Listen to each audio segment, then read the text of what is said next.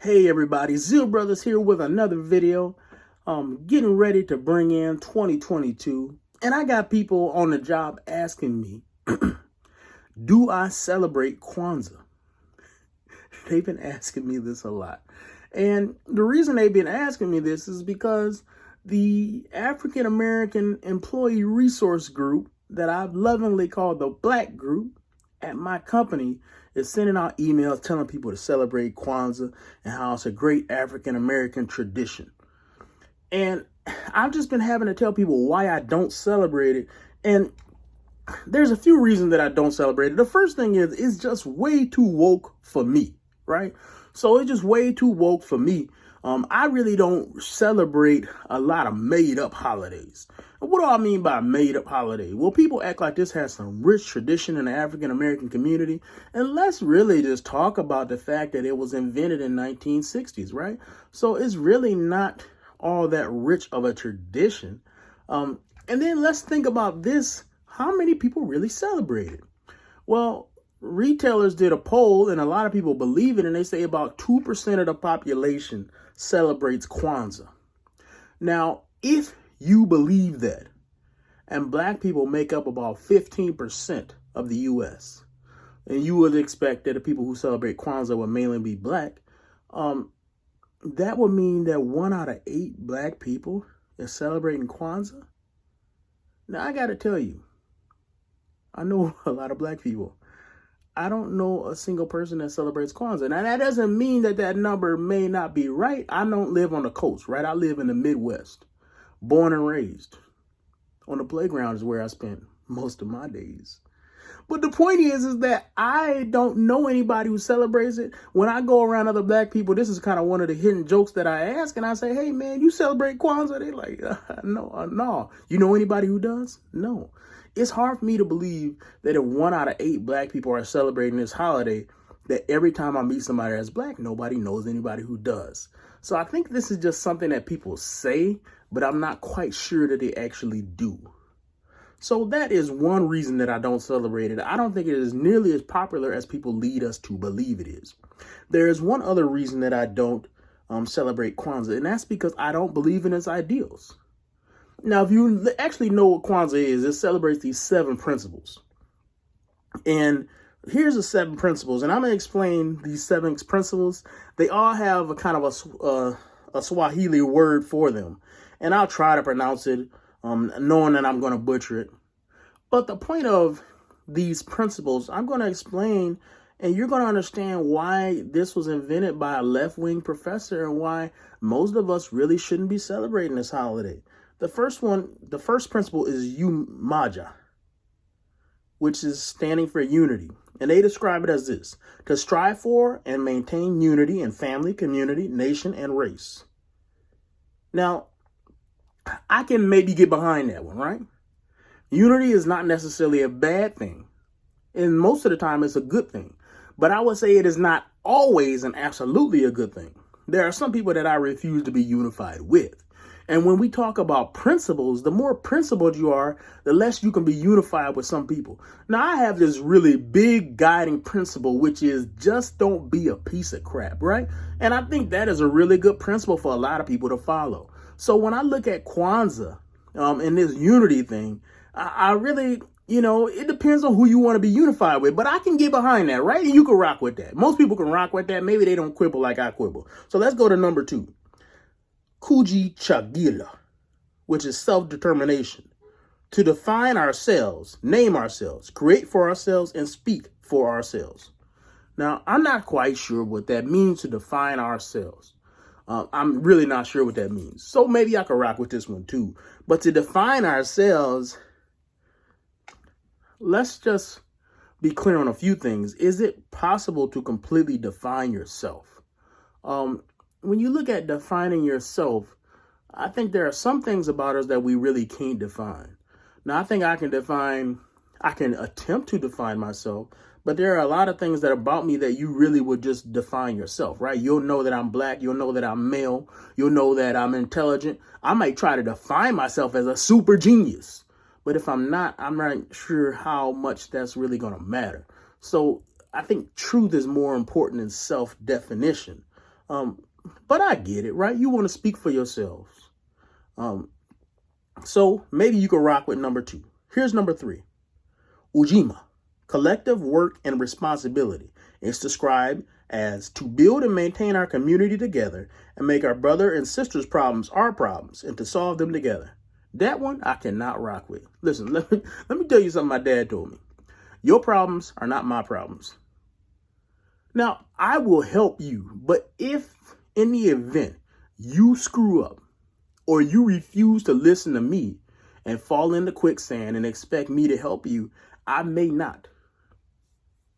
And I know that may seem harsh to some people, but the truth of the matter is that you can't help everybody. And helping some people actually harms you. Think of it in the sense of somebody is sunk down in quicksand. And to get to them, you got to get in quicksand. You can get to the extent where by helping others, you actually harm yourself. And so I don't think that everybody else's problem is my problem. Imagine somebody goes out there and they decide to be the thug of the block, right? And you go out there and all of a sudden you get shot. Now, if I see you on the ground, I'm going to help and try to help resuscitate you. I will try to help take you to the hospital. But at the end of the day, your problem is not my problem. Your problem is your problem. Now, are there some community problems that we should all strive to solve? Yes. But I think a lot of problems are personal. And I think a lot of the things that we describe as community problems are really the result of individual consequences that we don't want to acknowledge, right? There's really no overriding reason why somebody chooses the thug lifestyle, knowing that there is a public school option, knowing that there is a public university option, knowing that there is job training, right? There are lots of different options that people can choose. People are not forced into the thug life. People say the thug life chose me. I didn't choose this. No, that's you a lie. You chose that. You wanted that. You think it's cool. You rock that way. You move that way. And when you move that way, you attract things that come with that lifestyle, and you really can't get away from that. So at the end of the day, your problem is your problem, not my problem. I live a certain way to try to avoid certain problems that certain people bring on themselves. So if you do drugs and you get addicted to drugs, that's your problem. Now, a baby who is in the womb of a lady who's addicted to drugs will be born addicted to drugs. And I understand that in that sense, that's somebody who has inherited a problem from somebody else. I can rock with that. I can rock with helping somebody like that. But at the end of the day, that's a problem that person in their own personal time, they're going to have to fight that demon on their own, because no matter how much I might fight for them, if they don't fight for themselves, it's going to be impossible for them to get past that. Now, here's another one. Ujima, collective economics. To build and maintain our own stores, shops, and other businesses, and to profit from them together. Now, that sounds like socialism. It's the kind of thing that a left-wing professor would come up with, right? And let's just talk about to build and maintain our own stores. Now, the reason that I don't like that kind of mentality, I know people say support black businesses, blah, blah, blah, this. Imagine if somebody out there was saying support white businesses. You would be offended. Same people who say support black businesses would have a problem if other people say support white businesses. Now, I don't have a huge problem with that, right? I don't have a huge problem with it, but I do think it is somewhat disingenuous. What my goal would be is let's make black people as excellent as we can be, so that when we compete with anybody, it don't matter if people don't want to choose us. They're going to have to choose us because they're going to get the best. People want the best. Let us be the best. Incumbent in this idea of support black businesses is almost this implicit understanding that if we don't force ourselves to do it, we wouldn't do it. And I don't like that kind of mentality, because what it does is it's another way of saying we'll never be as good as everybody else, right? People are saying that and admitting that to themselves. And I really don't rock with that kind of mentality. Me personally, when I go out there and I compete in the business world, I think I'm better than other people, not because I'm black, even though my black experience does help me in some ways, but I'm better than other people no matter what color they are, right? So I'm willing to compete. Sometimes I lose. Most of the times I win. But the point of the matter is that I do not say, hey, choose me because I'm black. Because I believe if you choose me just because I'm excellent, I will still win. Here's the next one. Nia, which is purpose. To make out collective vocation, the building and developing of our community in order to restore our people to their traditional greatness. That is a left-wing rewriting of history. Because when you talk about black people, to say our traditional greatness, whose traditional greatness? Is it Kenya's traditional greatness? Is it Kush's traditional greatness? Is it Egypt's traditional greatness? Is it Ethiopia's traditional greatness? Africa is such a big place. And I've always mocked white people who say, oh, I love Africa. How are you going to love a big as continent as that? Right? The continent is so big. To say that you love something that big and that diverse is to express ignorance about what it really entails. To say that our collective greatness is to conflate all African nationalities as one, and to ignore the fact there are so many different diverse groups, so many different diverse histories, and so many different times of greatness. So Ethiopia was great at a time that Egypt was not. Egypt was great at a time that Kush was not, right? And you got a lot of different African empires. If you look at history, you'll see that different empires rose at different time periods, different warlords, different heroes, different generals, etc., right? You got a lot of different heroes and villains throughout African history. And it's very interesting. But to say that our traditional greatness is no different than saying, I don't know, that somebody in Wuhan has traditional greatness in China. I mean, China is such a diverse state. It's composed of so many different ethnicities. To think of China as just one kind of person, that's really ignorant. And it just shows that if you think like that, you don't know a lot about it, right? So it's kind of uninformed to say it in that way. And in traditional greatness, it kind of reminds me of those people who be like, we was kings. We was all pharaohs. No, we wasn't. Right? No, we weren't. It don't matter where you go. If you was, your logic of saying we was kings is no different than somebody English saying we were kings. We still are kings. No, you're not a king. You're a regular bloke. Your king is the one that's sitting on the throne now, right? Or queen right now. And the point is even if we can say that there were African monarchs, and there were. Even in the Bible, you talk about Candace, right? The queen of the Ethiopians. And that's a beautiful kind of idea that we have about this queen who was great and beautiful. You still will get the idea that just because she was queen don't mean everybody else was. She's a queen, sure. She probably also has some slaves. The idea that black Africans didn't enslave other black Africans is one that is really hard for me to grasp because it lacks an understanding of human nature and really human history. While American slavery was terrible and inflicted in such a way that it still leaves a scar on our communities to this day, to say that it just came from nothing and that dang, these white people racist is to ignore the history of what slavery really is. Because if you look at slavery, it is something that has existed almost as long as men have had power over each other. It's not a good thing, but it is a thing. And it is almost something that runs with almost any human civilization, no matter where it is. People say, oh man, until white people came and enslaved the world. Black people was enslaving black people. Yellow people was enslaving yellow people. Red people were enslaving red people. It doesn't matter what color you had. People were enslaving each other. The problem with American slavery is that slavery was, for one of the few times, and India had a similar problem, it was identified with a certain culture and race of people. And that scarred them because you could never get away with that, right? So in Roman slavery, you could see a slave that was black and you could see a slave that was white, and they'd be serving together. And so nobody could traditionally say that guy looks like a slave, because there will also be a black noble. There will also be a white noble. There will also be a brown noble. There will also be an Asian noble. And the point is that when you looked at all those people, you could only really tell who was noble by the way they were dressed and how much, basically, how expensive they were dressed, how richly they were dressed.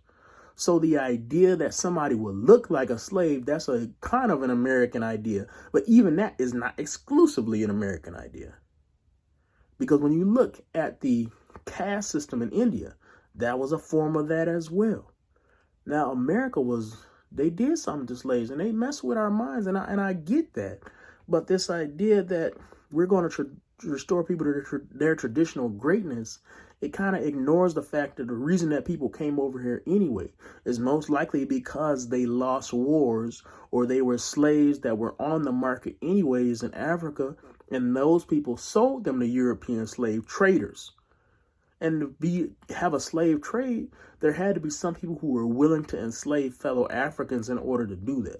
And so it's kind of, to me, one of the missed boogeymans in history is not talking about the fact that there were African slave owners. And even if you look at the history of America, there were still some freedmen, right? Basically black people who were free, who also owned slaves. Now, I would think and I would hope that they wouldn't treat slaves as bad as some of the people did. But the truth of the matter is, you really never could truly say whether they did or they didn't. We really don't know. Slavery is bad no matter who owns you, though. But I get it, right? I get it that people want to believe that there's some traditional greatness of Africa. And there is some greatness in Africa, but there are lots of different empires. Africa is so big. To say that would be like a Japanese person saying a traditional greatness of China. That doesn't have anything to do with you. That's an entirely different culture. And anybody that's Asian would understand there's a huge difference between the greatness of China and the greatness of Japan and the greatness of Korea and the greatness of Vietnam and the greatness of Taiwan, right? There is so much variance in these different cultures. And even in those big cultures, there's subgroups in that. So the traditional greatness of our people, man, that's hard for me to get behind. Here's the second to last one, the sixth one. Kumbaya, which is creativity. To do always as much as we can in the way we can in order to leave our community more beautiful and beneficial than we inherited. Now, I can get behind that. I believe that everybody should try to make whatever they're a part of better, whether that be your job, right? Whether that be your community, whether that be your church. I believe in this one. So I'm really behind Kumbaya. But the last one, Imani, faith. And you might say, how are you going to be a pastor and not be behind the faith principle? Let's define. What do they mean by faith? To believe with all our heart in our people, our parents, our teachers, our leaders, in the righteousness and victory of our struggle. Let me tell you this. There is no group of people that I believe in with all my heart. None. No group of people that is that perfect that I will believe in them with all my heart. I'm a very religious man. I'm considered a leader of the church. I believe with all my heart in God. I believe in all my heart in God the Son, in God the Spirit. I believe in all my heart in the Word. But even if you look at the writers of Scripture, I don't believe that all of them were perfect, because they weren't. Lots of their errors are explained in Scripture itself. Scripture doesn't make Moses out to be perfect. He's a very good man, but he had some flaws. David has some serious flaws. Solomon has some serious flaws. And all of these guys I truly like. But I don't believe in them like that. I don't believe in my people. There's some scumbags in the black community, and there's some great people in the black community. Why would I believe in them?